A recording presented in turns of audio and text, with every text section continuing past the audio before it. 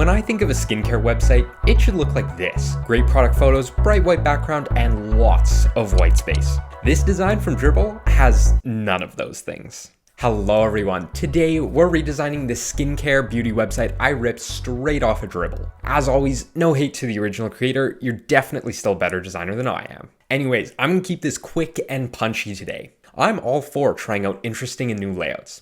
Hell, I made a couple videos about it. Boring and repetitive structures on a website is the bane of my existence. However, like all things in design, it can be taken too far. I think they were going for something like this, but missed the mark a little. Let's break this down. This navbar on the top is good. The icons fit well.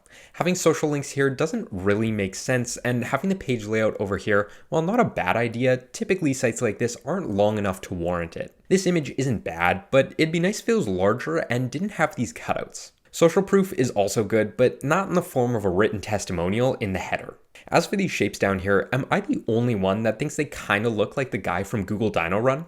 Also, free shipping over $500 is nuts. Okay, let's start making some changes. First, we need an actual product to display here, and unfortunately we need it to look good, which means I need to work with my arch nemesis, Photoshop. You're dreaming if you think I'm making anything from scratch. So I found a few matching mockups on minimalmockups.com. After thinking about it though, we actually don't have any logo on our original design. So I get to do my second least favorite thing, making a damn logo. On second thought, what better for a beauty brand than the name of an elegant French woman? Something like Délice Moncler. If there are any French people watching this, I'm so sorry. I also don't really know what beauty packaging looks like, so I found myself looking through L'Oreal packaging, which is not something I thought I'd be doing today. And I gotta say, I'm not the biggest fan of beauty packaging from an aesthetic standpoint. Too much stuff on there. We're going for minimal and bougie, and this just isn't really giving that. But I'm beginning to realize I'm not very good at packaging design. You see, this is centered, so we can't center this down here. So we move it over to the side, which is fine, except then we got too much nothingness over here, which has just become its own whole thing. Anyways, then I found this super blurry photo, but the important part is this line here. I'm taking that. With a bit of rearranging and stealing from that design I found, this is starting to come together. 5 hours later. Eventually, this is what we ended up with. I changed the color and made a bunch of painstaking tweaks you probably can't even tell. I think it's good. Enough. Please feel free to bask in my glow. So let's start with the actual design now. The trick is to turn this into a slightly more reasonable design while keeping the lack of UX so as to keep it Dribbble worthy. Looking at this, we've got shit everywhere with no clear layout, so let's fix that first. We're gonna pack up the social links, testimonial, and site outline since those really aren't needed anymore. Let me replace this image for now, but we'll get a better one later. An ultra-wide layout where we split the screen into two halves is pretty common on modern beauty websites, so let's go for that. The image and text will go on the left, and we can get rid of the Dino Run shapes too. Those aren't helping out. And temporarily move these images to the right.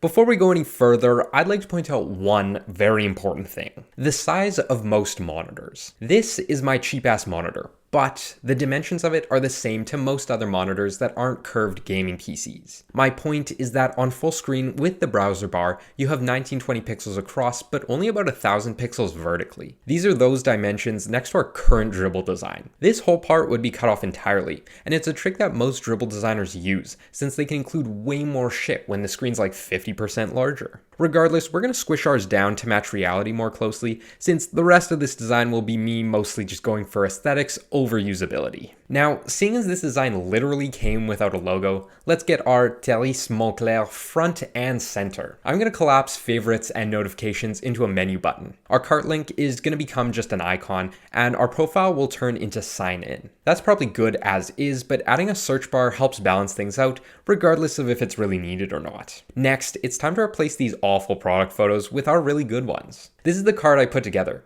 Nice, right? I spent ages figuring out which corners to put the buttons in. I want to display them all, but we don't have a ton of room, so we're going to make this into a slider and then stick a cute new arrivals chip at the top just for fun. Okay, this is coming together surprisingly well, but we need to address the contrast here. I don't really love this image, so I get to spend an eternity scrolling through pixels to find a good image, because either it's not the vibe, things are in the way, or the lighting is way off. but something like this could work well. It's still a little bright, so we'll add a pretty subtle overlay to it. This font also has to go.